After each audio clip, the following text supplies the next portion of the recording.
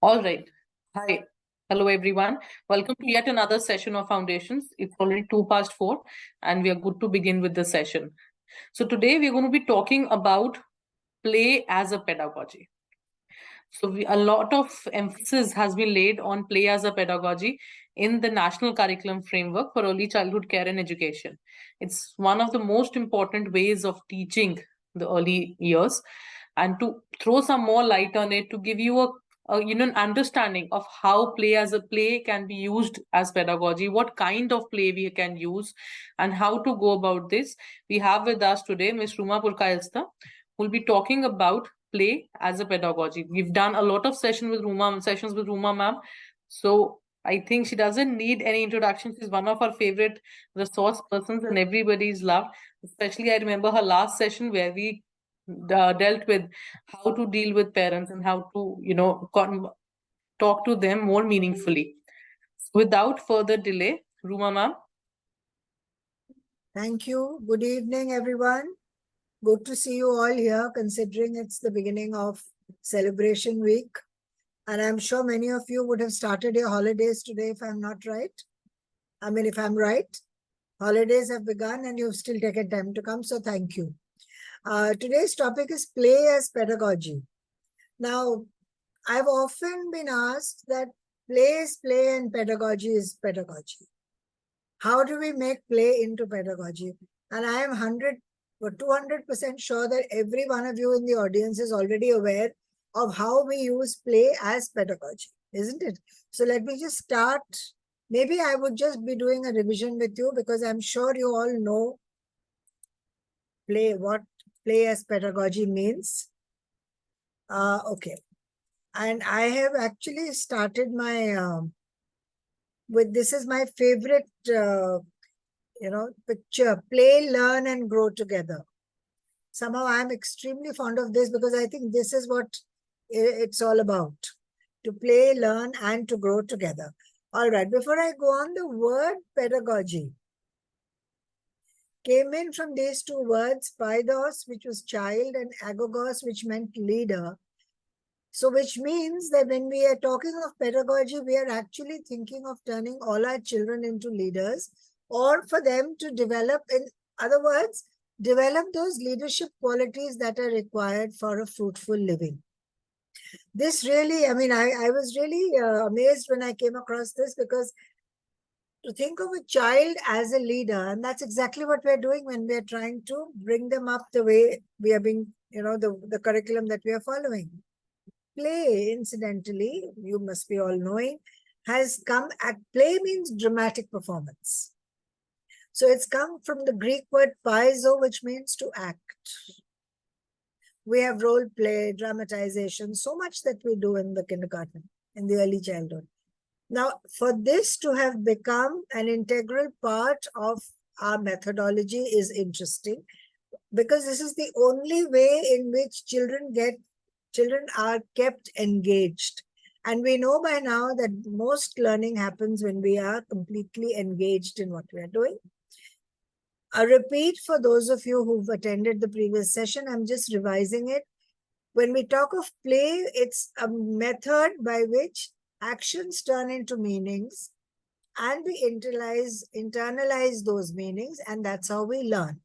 So that is the formal definition of play. So when it's a method by which all my actions turn into meanings, I jump, I jump, I do the action, I learn that this is jumping, I understand that this is jumping, and then I go on to understand where am I going to jump in the next time, and so on and so forth.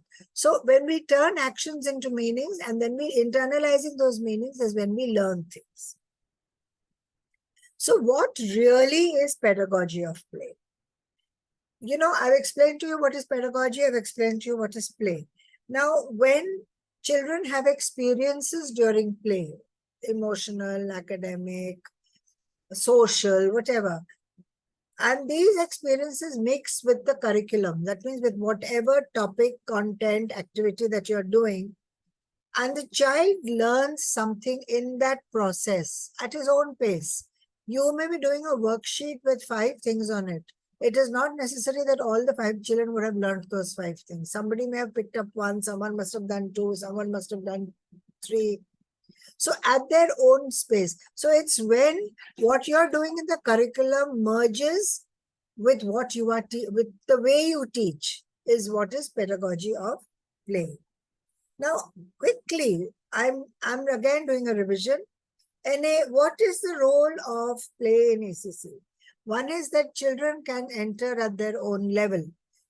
That's why it's multifaceted learning. We do one particular concept in many ways. Children will enter where they're comfortable, where they understand. You know, if you go take children outdoors, children are playing, you give them free play, somebody will walk in 10 minutes later, someone will go in and immediately start playing, somebody will observe, have one best friend, hold his hand and then go forward. So everybody works at their own level. When they take on work, they practice and they master that skill, whatever skill you are doing in your classroom, whether it's cutting, tearing, speaking, listening, jumping, you know, whatever. And while they're doing that, they're processing information. That means they're learning. When we engage in play in our classrooms, we're helping their social and language skills. There's no, I mean, this is not something new. We've been harping on it, I think, ever since early childhood care and education came into being. And of course, play allows them to become more imaginative. Their learning skills, mental skills, which is cognition, and their physical skills to develop. So in a nutshell, this is what play does. When we use play as methodology, that means whatever curriculum I'm doing, I'm teaching or I'm explaining it to the children in terms of play. Some basic things that we need to remember when we are using play as pedagogy. We have to provide a safe, stimulating environment. Whatever they are playing, is it mental play, physical play, the environment has to be comfortable, the environment has to be safe. When I say mental space, I'm looking at issues like bullying, somebody being insecure, somebody feeling uncomfortable, even that's important. So safe and stimulating environment doesn't just refer to your physical environment, it refers to your mental environment too. Understand that play is central to learning. Play is not just khelna. It is khelte hue learn karna. Teacher-child relationship is very important. I'll touch upon this a little later. We know that play helps in physical development. They learn at their own pace. Everybody learns differently. They learn best in their home language. That is not to say that we only use the mother tongue in the school. We are a country of multilingualism and we have to continue with multilingualism. Build on a previous understanding. Don't throw them into the deep end. Go gradually. It is always wiser to have learning experiences in their own context, your own cultural milieu, wherever you are, whatever your school's position is, do it according to that. And in all your classroom practices, please make sure that you touch upon all domains of development.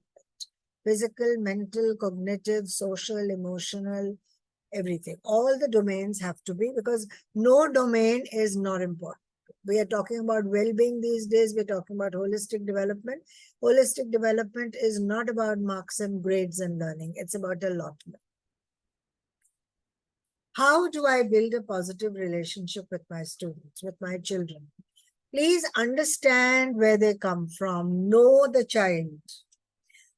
Understand what their learning experiences are, what is their background, where are they coming from? Because when you do that, you will understand them better. Listen to them. Listen to their stories. Listen to their narratives. You'll again pick up cues. A sense of trust builds up when you start listening to the children. And listening, makes them feel very comfortable.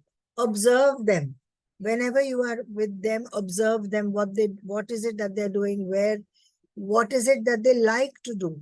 Where do they wander into? Who do they talk to? Who do they don't like? Sometimes it's very clear that a child doesn't want to do this. A child could be an outgoing child, yet be a loner. May have one or two friends. That doesn't mean the child is introverted. Okay? Encourage them to speak. Wherever you are, encourage them to speak. Conversations. Recognize them for what they are. Help them to recognize themselves. Respond accordingly. If you feel a child is shy and a child takes 3 days to smile, you've recognized that it's an effort for the child to smile. So respond with a bigger smile and appreciate. The smile might just become very, it become a part of his face. He'll smile more often. So respond according to what you recognize. Visit, I have written here. Now, school policies are different. In some schools, parent visits, interaction with parents is allowed. In some, it's not. But my point here is that build up a relationship with parents. They should know what is happening. And you should know what is happening in their lives because you know where the children are coming from there. So if you do this, you would definitely build up a positive relationship. Once you have a positive relationship, please let us support their learning. Now, before I actually go on to Playway, I'd just like to do this.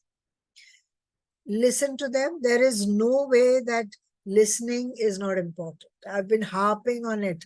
It's the most critical role in supporting children is to listen to them. Comfort, trust, support, everything comes from listening to them.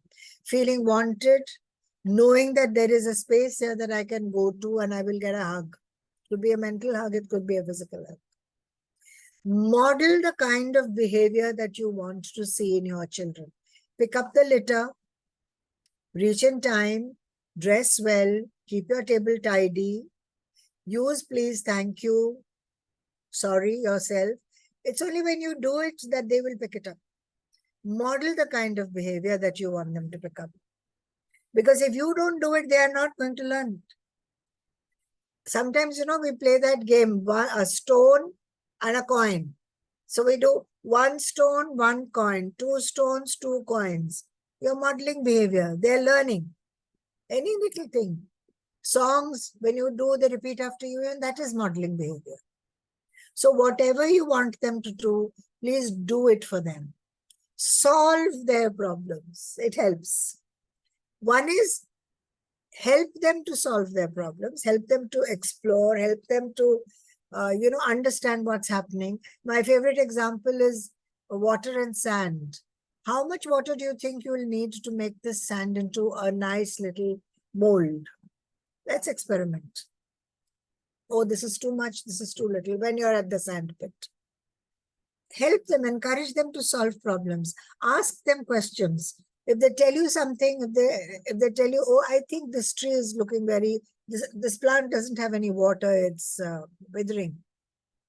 What do you think we can do about it? Instead of telling the child, go get some water and put it into the plant, what do you think we can do about it? Can we add it? And the child will probably tell you, ma'am, let's water it. Why does plant need water? Etc., etc. So that's what I'm saying by solving questions. Help them to solve their answers. Questioning. Now, when I say questioning, I want you to remember that when children think, these little children think, they actually think loudly. They verbalize as they think, We tend to, older children, we say, think before you speak. But these little children speak as they think. The concept that they should understand and speak comes much later. So allow them to speak. Go and get that book from the back of the room. Okay, I go and get that book. Let the child say it. Because that's how he's thinking. So by questioning here, I'm referring to allowing them to verbalize their questions. Why is this vase kept over here? The child will first say, why is this vase kept over here? Before he answers you, which means he is also thinking. He's saying it loudly to think. So please understand that. Give them provoking questions. That means encourage them to speak. Because you have to give them challenges. Only then will they learn how to develop, to know, to think. And try and not do stereotypes. Why not pick up stories that are brave, talking of bravery, of courageous women, women pilots, women bus drivers, because these are new concepts that are coming into the world, no? So talk about these things. By research, I mean if they come and tell you that, ma'am, I read somewhere that so-and-so has 5 legs. Oh, really?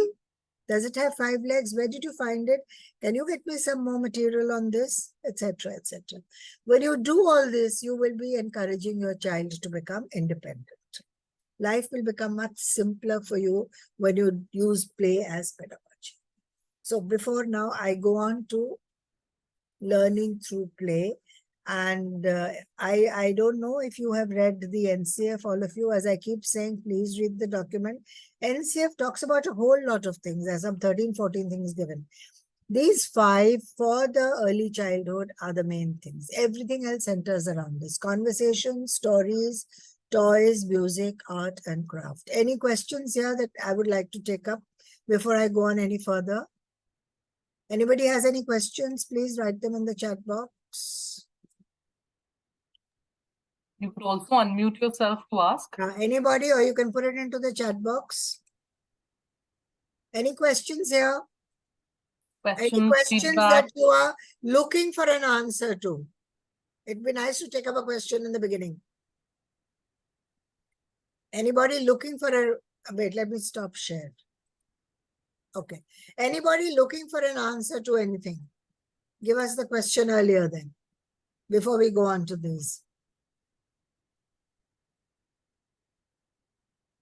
Teachers, what were you expecting when you came to the session today? Yeah, what do you think I'm going to talk about later? I've just given you a little theory on what you should do in the playway method before we actually go on to what are we going to do. Anything that comes to your mind that, you thought that, okay, let's go to the session and this is what we're going to do. Now, Foundations, we are a family. Now everybody's been connected for such a long time, right? We've met Ruma ma'am so much. So there's always something that, oh, this session, this is what we're going to learn. So what are we looking at? What answers are we looking at? Or what Anything that questions comes are to we your looking mind. at being answered? Share with me. I'll try and answer them. No? You could raise your hand. Thinking and typing may be a challenge. Maybe you could just raise your hand and unmute and ask. Have you seen children verbalize their thoughts, what I was talking about? Won't you ask, wish to learn a few new attractive games? All right, ma'am, that's a nice question. Let's see if I can think of some. Let me, Himani, will you also note down better, please? Yes, I will also note down. Yes. Few Thank games. you, Latanan. Thank you so much.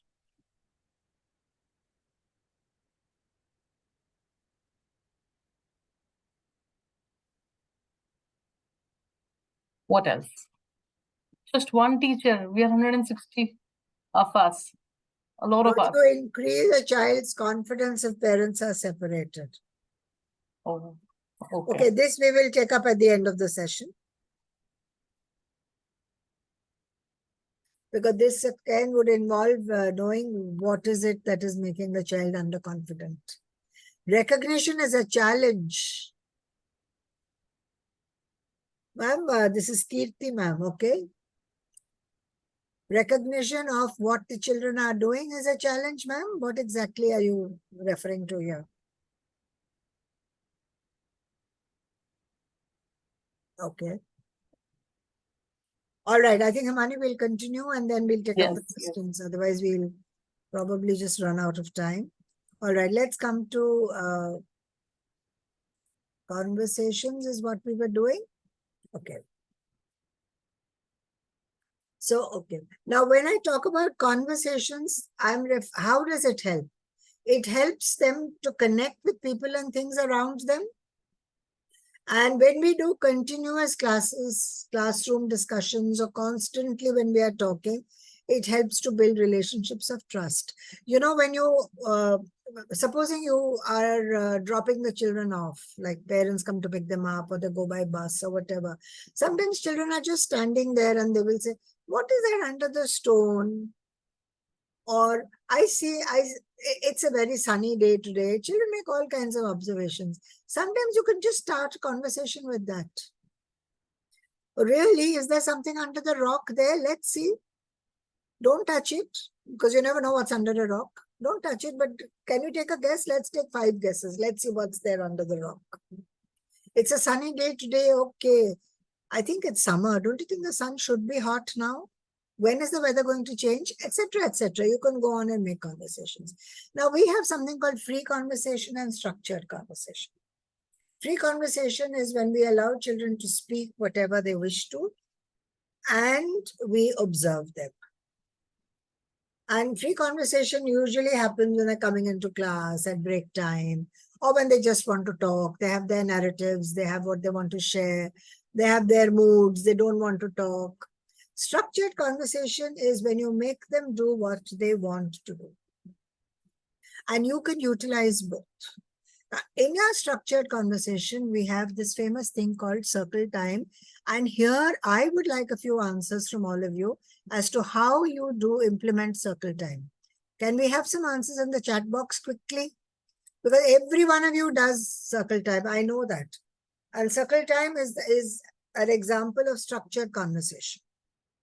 Or can circle time be free conversation? I'd like, some children are not interested in play while learning. What should we do on that time?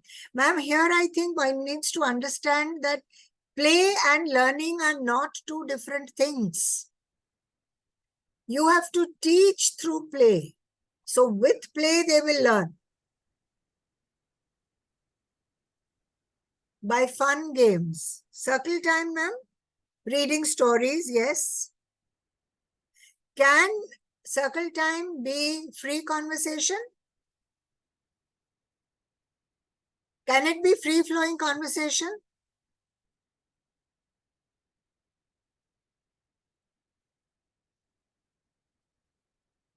All right, let's go on. Now, in circle time, usually what do? We give them something and we talk about it, isn't it? Now, circle time is very useful because one is that there is proximity. Children are sitting together, there's proximity. And you take the conversation the way you want to take it. Now, supposing you put a bowl of water in the middle of the group, and you put in something that sinks and something that floats, and develop a conversation around it, instead of it always being stories. So it becomes a little scientific experiment. A little bit, if you tell them about why something doesn't sink, why something floats, and why it doesn't sink, and why it sinks. They are not young, they are not very small. They will understand when you tell them this. At circle time, it is best not to encourage yes and no answers, because it's important to push our children to speak. Somebody asked me this question about making children confident with separated parents. I don't know what the background would be there, but yes, allowing a child to speak at circle time would definitely add to his confidence. So it's very important that we allow, and don't, even if they give incorrect answers, please don't reprimand them. Everybody must get an equal opportunity to speak. I don't know if you've tried this float and sink experiment. It works very well at circle time. Rebecca, ma'am, do you have a question? Do you want to say something? You can unmute. All right. Now, what is this that I've shown you? This I'm sure all of you would be able to tell.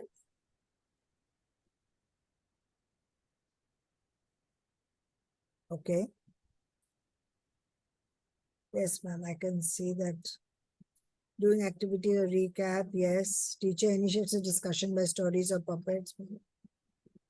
Songs, dance, talk about our favorite opposite words. Actually, yes, ma'am, I love your answers. Warm up, discussion of kids. This is discussion of kids yesterday. I think that's very important, to discuss what happened yesterday.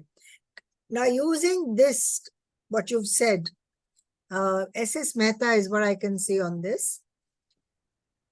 You have said yesterday what the children did. Absolutely. Now, if I have to use these flashcards in today's circle time, let me first, maybe I did animals yesterday. Maybe I'll do these flashcards now. I can pass on the flashcards from one to the other when they talk about it. I can talk about an animal. Maybe they saw a cow the previous day and I take up from there. Maybe they did EVS yesterday where they did domestic animals. So when I use flashcards, I must take it from yesterday's lesson. Now, if you are situated anywhere near a, where there is, where children can see a lot of animals, it could be a tiger reserve, it could be a farm, it could be anything, then it would help to do these animals one day, and the next day you could do animals that they don't see. In an urban area, you could do animals which they see, either in their homes or they see while they're coming to school or they're going anywhere. Like we often see cows on the road and monkeys if you're traveling into the hills, etc. And do what they don't see. You can segregate it. So from one day to another, there is some link. Okay. So flashcards can be used at circle time. The next, show and tell. Now, you can correct me if I'm wrong. What I have generally found in show and tell is that children, of course, they're encouraged to speak. So they'll take, their favorite toy or their favorite animal or their favorite pet or whatever. And they learn a few lines and they speak about it. Perfectly fine. Because show and tell is supposed to develop public speaking, supposed to develop their listening skills, isn't it? So show and tell is generally done once a week in our classes. But if you as a teacher also asks them a few questions on what is it that they are showing, what is it that they're explaining, and we encourage other children also to ask questions and let them answer. You are there as a facilitator anyway. You're a participant and a facilitator. Let it not be कि आए अपना वो दिखाया 5 lines हम घर से सीख के आए और हम चले गए. That's also important because they become confident in speaking. Take it a little further, question them, ask them what they are speaking. Most of the time the kids mug it up and come. So then that does not serve any purpose for show and tell. So, and it helps, if initially you do it in the home language and then go on to other languages. Because as I said earlier, multilingualism is what we are looking at in India.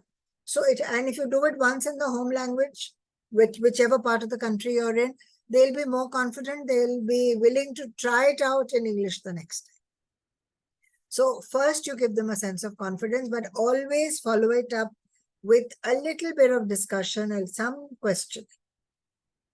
So these are all activities that you're anyway doing. I'll come to some much later, but this is something that I wanted to just bring to your notice, that take everything a step forward. Don't live. Today, it's a conversation class today. I have prepared these 5 questions and I'm going to talk about these 5 questions. Why? Let's go beyond that. I have 5 in my head. Maybe the children will come up with another 15. Why not do that? Ma'am, Vipula ma'am has just said that it's difficult in playgroup and nursery. Sorry, ma'am? She's saying that it's difficult in playgroup and nursery. Playgroup maybe, but I don't think it's difficult in nursery. I'll just check. Ma'am, I can't see the chat when I do this. It doesn't have to be, it could be 1 sentence. It could be the bottle that they're carrying. It could be a little storybook. It could be just the bag that they carry. Even if they pick up their bag and they tell you, my bag is pink. I have a water bottle inside this and I have a tiffin. That is also show and tell. My name is this, I live here. Oh, really? You live there? Who else lives with you? Instead of the child saying 5 things. My father's name is this, my mother's name is this. My name is so-and-so and I live in so-and-so. Okay, let's go on. Now who's there at home? It goes on. So a conversation, a show and tell coupled with conversation, we could try. Okay. Any other questions, Imani? Please let me know, because Vipula just agrees and says that yes, we can work like this according to their age. Yeah, according to the age, it doesn't have to be 5 sentences and just whatever they have. They go out, you take them out some of them have napkins, some of them have something. Just that, oh, you're carrying a pink napkin today. Tell me something about this pink napkin. The child might tell you, my mommy gave it to me, or my daddy gave it to me. Somebody did some 2-3 lines. The child will talk about that napkin. But prior to everything, that comfort level, support, the teacher supporting the child, the nurturing of the child is important. That basic trust is important for a child to be able to speak to you. Storytelling. Stories are the windows to the world for the children. And it depends on how much of intonation, how much of supporting manipulatives you are using to make the story interesting, I will say engaging.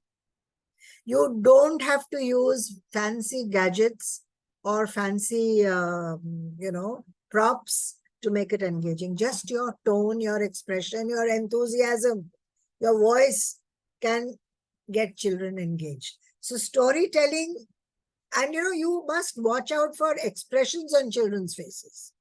That is what tells you how engaged they are. Some odd child will still be sitting. You will have to make an effort to pull the child out. But by and large, if you're engaged, you're enthusiastic, you're speaking nicely, they will. Some will take time, some will. And of course, there's always that eager beaver in the class who puts her hand up all the time, who knows all the answers. Now, storytelling is a very good medium. It helps vocabulary, it helps sentence structure, problem solving. The list is endless, no? I don't need to go into all that. So storytelling can be not always about you telling a story, no? It could be about them telling a story also. It could be a story that builds up in the class. I say one sentence, you add to it, third one adds to it. Now again, look at the level of the child. Maybe a story could just center around an apple. Today I have a red apple. Somebody might say, yesterday I had a green apple. Third child might say, I like both red and green apples. The fourth might say, I don't like apples at all. Which fruit do you like? Oh, I like a banana. The third one might say something else. So, it could just go on like that. And you can tell them, okay, let's make a story on an apple. You never know what. Somebody smart might come up with Red Riding Hood, might come up with something else, but depending on how many stories they've heard. So when you tell stories, make it in various formats. It shouldn't always be you telling stories. Now here, I would also like to bring in that please read to the children.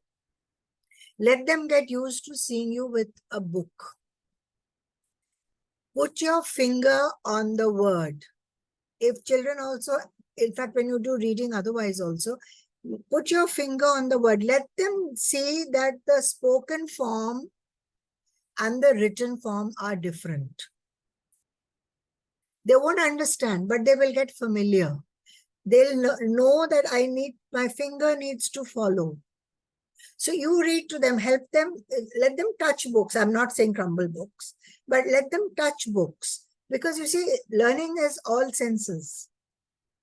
We keep them away from books. In fact, I have come across teachers who would say, I don't like to give books to them. The books get spoiled. The books are meant to be spoiled. By spoiled, I don't mean torn and thing, but they have to be read, they have to be used, they have to be felt. There's no point in having 10 absolutely immaculately perfect books in your school, in your class cupboard. Looking at it, that no one has ever read them. So read to them sometimes, so that, because we always hear these days that children don't like to read. Expose them to this concept of reading.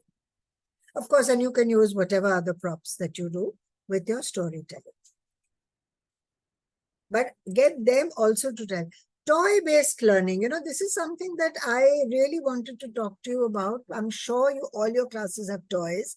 And we usually don't use toys because they say we don't have time. Where are we going to use toys? Let the toy also be methodology. It is a subset of play-based learning. Let it be methodology. So please use them, whether it is simple or complex, there's something in it for learning. A puzzle will help child explore patterns. Your craft material, I've written some things here, complex construction sets, fitness and fun materials, all toys. Let them touch it, let them explore it, let them spend time with it. Only then, this is all playway method. This is all play as pedagogy and not just khelna. Khelna with everything, because when they're playing, they're learning. And that is what we forget, that they learn when they play. Because when they explore patterns, their mind works, their cognitive development happens. They learn cause and effect. If I push, this will fall. If I grab it hard, it might break. Have you seen children with that squeezy sound? They learn that if they squeeze, there's a sound, and they'll go on doing it. That's cause and effect. I've learned that if I do this, this will happen. So let them explore toy-based learning. And, personally, I'm very, very happy that the NCF has put in toy-based learning as part of our curriculums. You can use anything. You can use your bottles, your old cardboard boxes, fabric, yarn, cooking pans. Anything can be made into a toy. And it doesn't have to be the immaculately made. In fact, there is an NCERT handbook on toy-based pedagogy. Please look it up. It's there available online. It's an NCERT handbook, toy-based pedagogy, and you'll get a lot of ideas from there also. What is this? I want you to tell me now. Let me also open the chat box. What is this? 4 cups is useful to teach? Yes, ma'am. Absolutely. I've been missing out on some of the chats. Sorry, everyone, because I'm not very good with. What is this picture that I have put up here? All of you know this. It's something so basic. Yes, 5 little monkeys jumping on the bed, isn't it? Happy monkeys. Now, what am I learning? What am I doing when I am teaching this? What is the objective of this? It's a rhyme, yes. What is the objective here? Just the rhyme?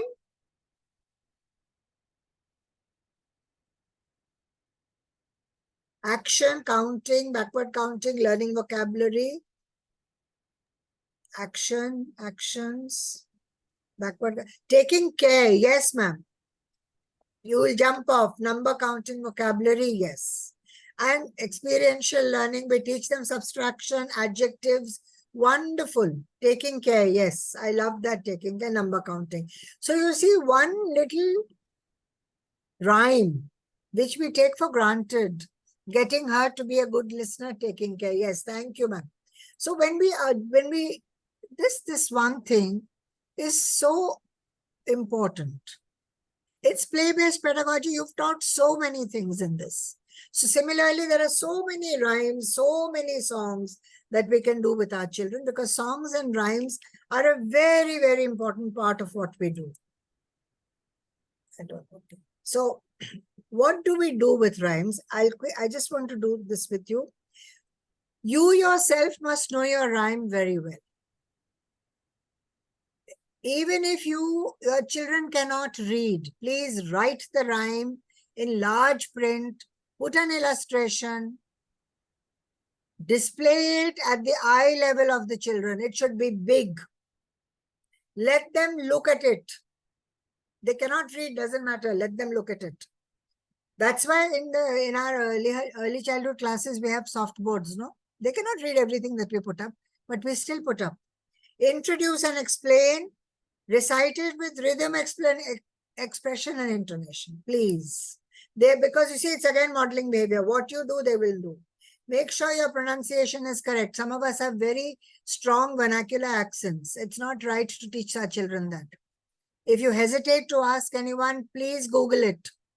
There's a lot given there on the correct pronunciation. Ask the children first to repeat each line. Ask them to follow. Sing along with them. And then, of course, the last 4, of course, you all are doing. But please write it and display it. It's very, very important. Music and movement. I have put this here because I wanted to bring it more closer to you, that it's a strong stimulation for brain development and formation of synaptic connections. It's scientifically proved. Please have music in your classroom. Any way that you do. Of course, following rhythm, playing simple instruments, all that you do. But we somehow don't give music the importance it's supposed to be given. And the earlier we do it with our little children, the better, because you know already that the brain develops the most and the fastest till they are 6 years old. So why not use music as a strong stimulation? Okay. What is this? What is this?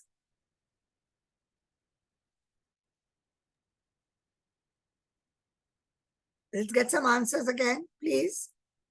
A rhyme, yes, ma'am. Movement, action song, action verbs, clap your hands. Yes, it's that famous one, no, when you're happy and you know it, clap your hands. Now, in this song, what are your objectives? Rhyme, rhythm, music, I understand. Actions, clapping, what else? Emotions. Feelings, emotions, dance. Teach them only action words, yes, clap, stomp. Playing with fun. Learn, let's call learning with fun. Learning while playing. Movement of the body, rhythm. So they're enjoying it. That is why they're learning. Yes. So everything has an objective, isn't it? Kinesthetic learning, absolutely. In fact, in this, all your 5 senses are used when you do things like this. Action words, absolutely. Coordination with body parts, safety, number counting, taking care. Thank you. I'm very happy to have you as audience. I'm feeling very nice. Okay. So that's why rhymes are important. Art and craft here, I just wanted to explain to you, art and craft is divided into these 4. Drawing. Now, drawing is when we use paper, crayons, sketch pens, pencils, charcoal. We give them papers of all sizes. We give them colored paper, make them do it on white. We give them black paper, make them do it on white, etc., etc. Now, that is drawing. And it's a valuable activity because it allows them to express themselves. It's good for fine motor skills, of course, but it allows them to express themselves. Painting, when we use wet color in any form, that's painting. And of course, there are all various types of painting: thumb, finger, palm, thread, vegetable, etc., etc. So many types of it, but it's using wet. Because often when I say art and craft, either I'm told art and craft is drawing and painting, or it's this. No, there's a lot more to art and craft.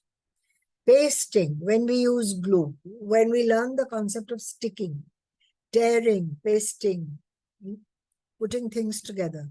And glue, whatever form of glue that you are using, well, blunt scissors and glue is what we encourage our children to have. And of course, we use pencil shaving, sawdust, dry mud, all kinds of things from our environment we can use, Newspaper print, though of course nowadays a lot of families don't take the newspaper. So that's pasting. Clay mold. I know some people call it clay modeling, some call it pottery, some call it this clay molding. Because we have the clay and we mold it into whatever we want. Many schools, you use your own dough, you use food colors, so that even if it goes into a child's mouth, it's not harmful. Some places we have kinetic clay, which doesn't spread, which is magnetic and it sticks together. But whatever form of clay that you use, creation of objects. It's also playway. Now, when we are doing drawing, painting, clay molding, and pasting, please encourage conversations. What is it that you're doing? How are you doing it? Can we do it this way? Can we do it that way? Okay. So when you do it as because some amount of discussion is a must. And not just give them the play, you show me, make a ball and show it to me. No. Then it's of no use. Then it's not playway. Then it's just a structured activity given to the children to do. When they are engaged, when they talk about it, when they know what they're doing, if I do this, it won't become round. I'll have to do this to make it round. These are the strategies that they need to learn. For drawing, for art and craft, minimal direction, allow them to express themselves in whichever way they want. They can discover, observe. They also learn to appreciate. Your drawing is very nice. Look at your friend's drawing. Isn't that nice also? She used red color, you used green. Both are equally nice. So different viewpoints, experiences, discussion of 8 to 10 minutes with the children is a must in a art and craft class when we are talking about play as pedagogy. Otherwise, it is not going to serve any purpose. Indoor games are equally important. They could be puzzles, they could be, whatever. There are so many indoor games. Offhand, I'm not able to remember. But indoor games are important. I found this game, I found it very interesting. It's a pebble game. Any guesses? Can anyone share with me how this can be played?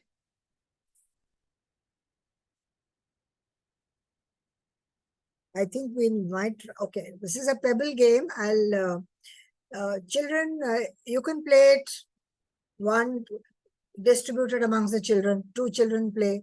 They keep putting it, and the last person out becomes a winner. You can play, give it to 3 children, 1, 2, 3. They add it together, and whoever gets it, you could take 10 pebbles, you could take 21 pebbles. But this pebble game is a very, very interesting game to play with children. Okay, let me just quickly go over, otherwise. Riddles and jokes, a very important part of what you do. Humor, riddles, they allow for cognitive thinking. It's also play as pedagogy. I've written one here, which I'm sure all of you can see. Himani, how much time do we have? We have another 10 minutes. Oops, okay. All right, okay. Okay, whatever we don't, we can continue next time.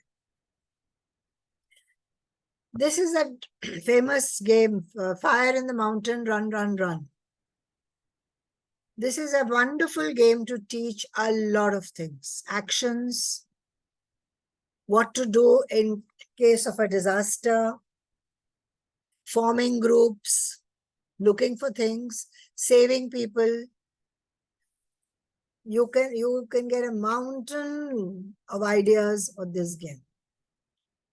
Okay? Field trips.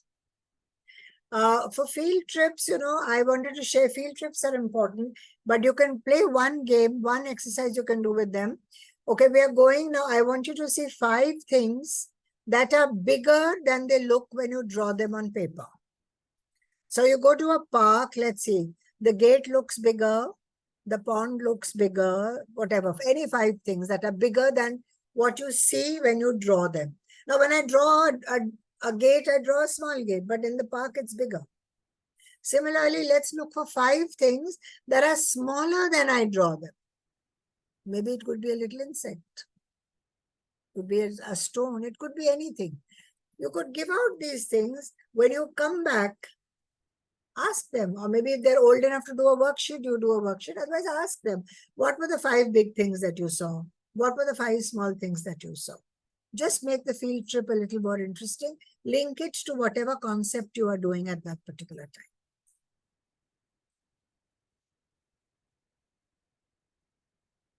Okay. Now, I wanted to just talk about this. Young children are concrete learners who learn by doing. And that is why play is a powerful tool, because we are doing something or the other. No?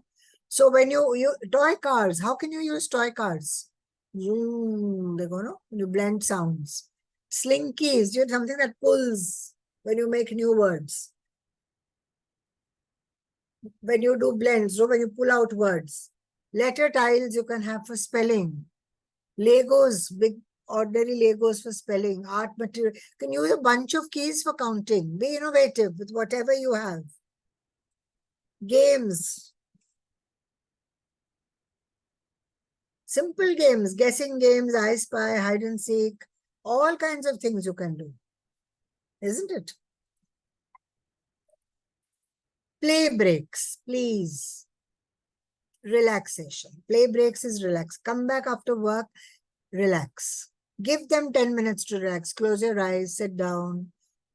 Or give them something, just doodle, free work, free play. But please have play breaks. Instead of calling them relaxation methods, in early childhood, we call them play breaks. It allows the mind to settle down. It allows the mind to ease off. It allows the agitated hormones to settle down. Okay. Try and take your learning outside, use your weather. I'll skip that. Puppets, I'll just take you quickly to play with your students. Don't be shy. Be a participant. Okay. When you're a participant, they love it, they build trust, and you'll stretch their learning. They'll learn better. Okay, you wanted some more games. I don't know if you know these. There's a game called Happy Mirror. When children look at the mirror, they see their own images, and you can do it with whatever concept that you want.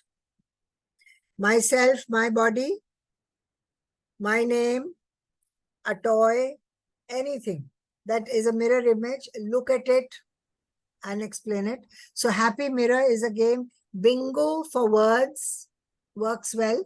For little children, you can have 4 or 5 counters, just 5 counters, and they learn to remove the counter, put it back.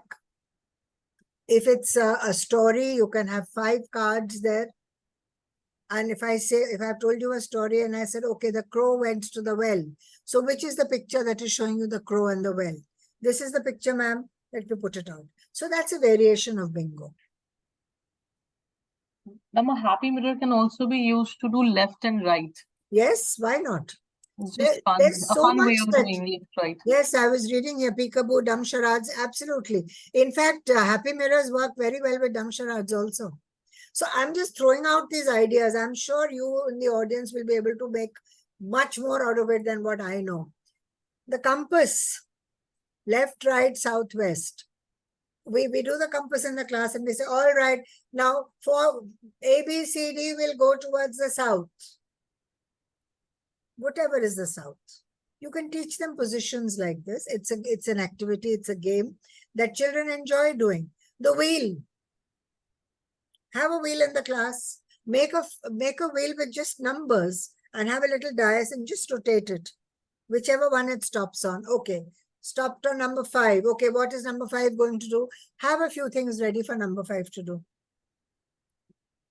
So it will become an activity where they're engaged and they will learn something. Stars and numbers. Let's count the stars. Let's look at numbers. You can always mix the game and do it. I'm rushing because as usual, I have run out of time. Playing with colors.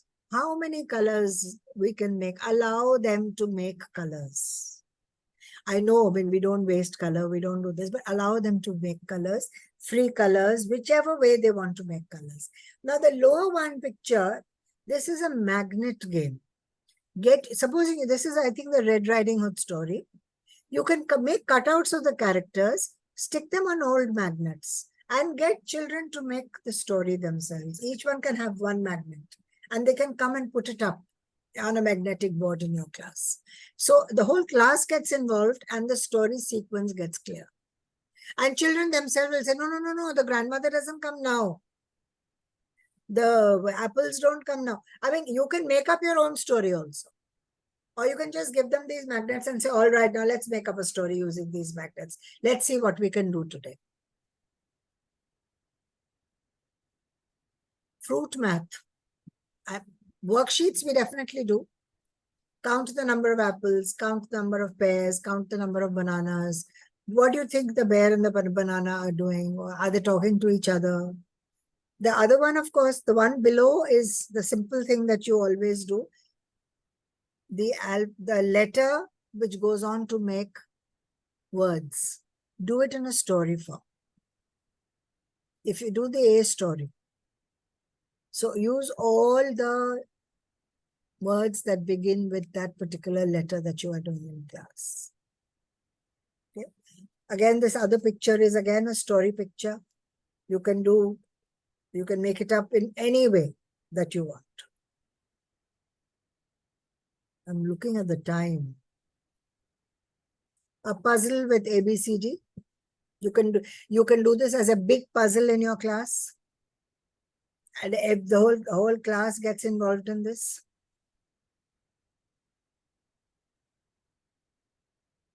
Sometimes I feel what I discussed with you last time about get children to talk about what they feel, to identify the emotions that are there on this. You can do a spider story, playing with the little spider. How many legs does the spider have? What are the qualities of a spider? I have put a spider there. You can use any animal. Let's try, instead of just doing domestic animals and, wild animals, we can take any animal and okay, this week we're going to do this particular animal. Let's find out what are the qualities that I can learn from the spider. There's a story, there's a poem, there are so many stories.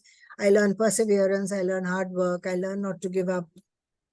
So there's a lot that can go on with these things. Happy shapes. Is the star happy? Why don't we just make all our shapes happy today? They can be in cutout form, they can be in your worksheet form, they can be in play. You can even have cutouts and hang them on the children, little ones. They love those. And they could just go to each other and say, okay, I'm a happy star. Okay, you're a happy star, now go look for a happy heart. I'm a happy triangle. Can I find another triangle who's happy? You can mix the two. The other one is shapes with emotions. So are you a happy star? Why don't you go look for a shape? Look for a star that's not happy. Maybe you can make that star happy.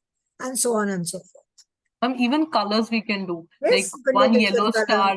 Yes. So you identify all the You stars. can have all the shapes in one color. You can have two right. colors. See, this is just to give you the idea. Teachers are very imaginative. I know, and you have to see the so chat many. for that. You can make so many options with it. Okay, we'll just skip this. Any questions? Can we just play the video and then we'll take up whatever questions they have? Yes.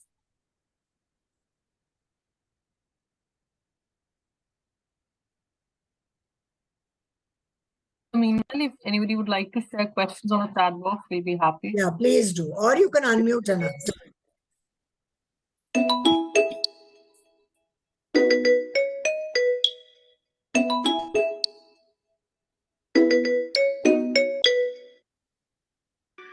A short moral story. Himani, not this one, the other one.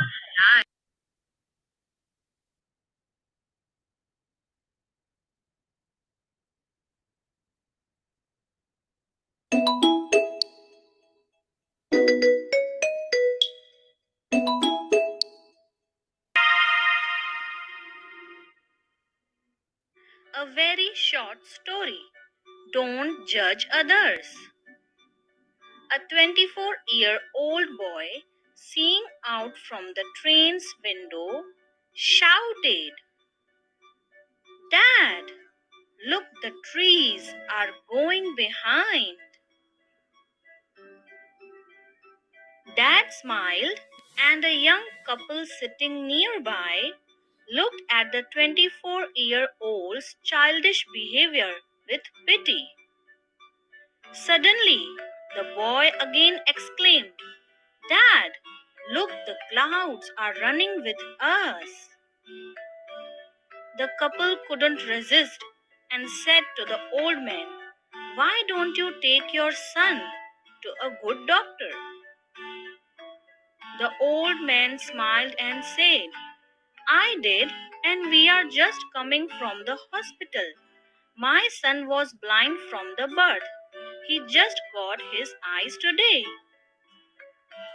So, every single person on the planet has a story. Therefore, don't judge people before you truly know them. The truth might surprise you. Yes.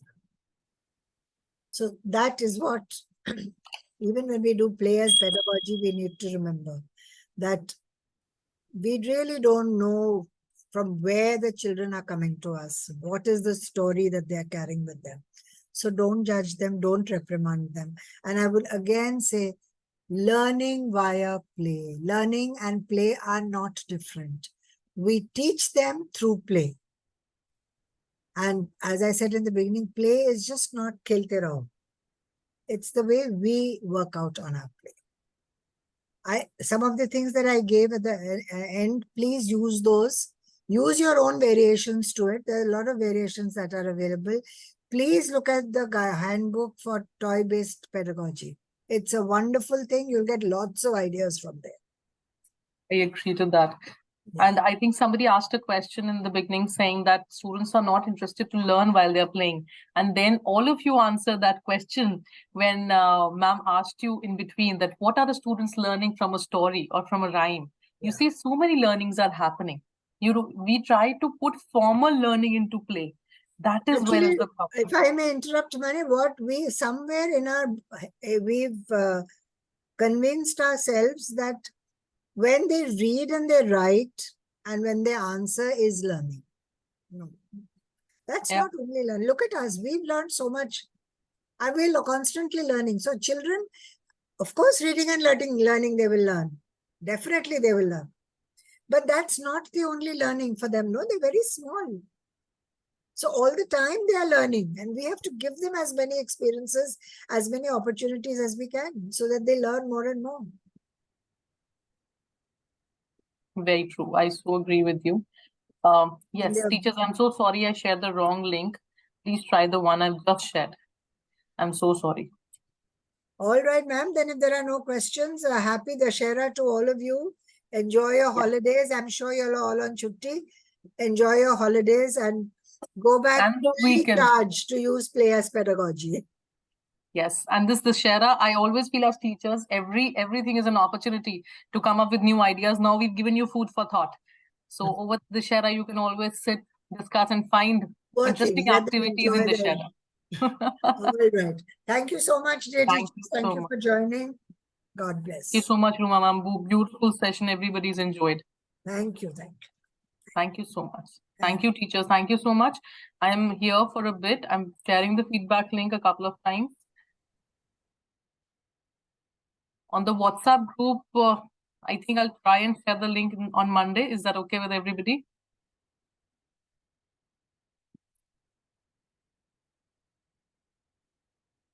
I've shared the feedback link. Rihanna, I've just shared it again.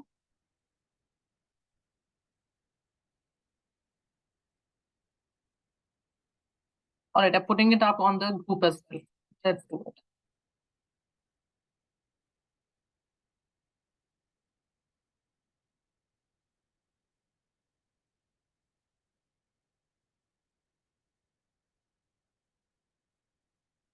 Thank you so much.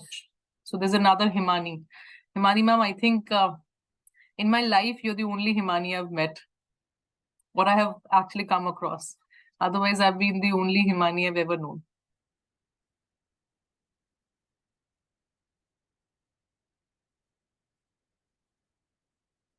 Ma'am, can you send me your number? If you can just send me a direct chat, I'll add your number. Or I am sending you my number. If you can send me a message there, I will add.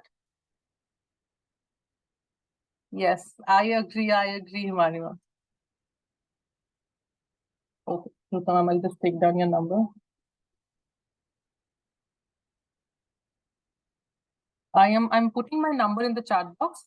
Just send me a message on this number. I'll get you joined on the group, WhatsApp group. Next session, Vipula ma'am, is next weekend. So on 28th, we are having a special session. Okay, Nirmala ma'am, I'm so sorry. So it shows Dhruta, so that's why. Yes, Vasti ma'am also, I've just sent in my number. If you could send me a WhatsApp, I'll add you into the group. And next session update, teachers, will be next Saturday. So it's a special session wherein, wherein you will be discussing about how to handle academic challenges with students. Please feel free to share it with all the teachers in your school. It's not foundation specific and everybody can join in. So teachers, if you can just drop me a message who are not a part of the group, I'll add you to the group.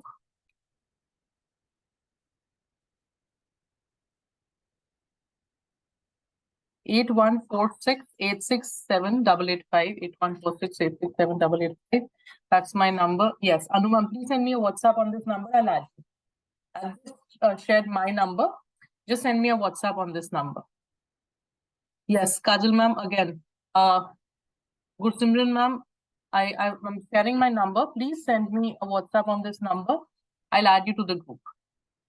My number is 8146867885. 81467885. It will be difficult for me, ma'am, to सभी का number अगर आ रहा है तो मैं एकदम सभी का नंबर मैम नहीं ऐड कर पाऊंगी. प्लीज ट्राई कीजिए, आप मुझे एक व्हाट्सएप ड्रॉप कर दे मेरे नंबर पे. I will add.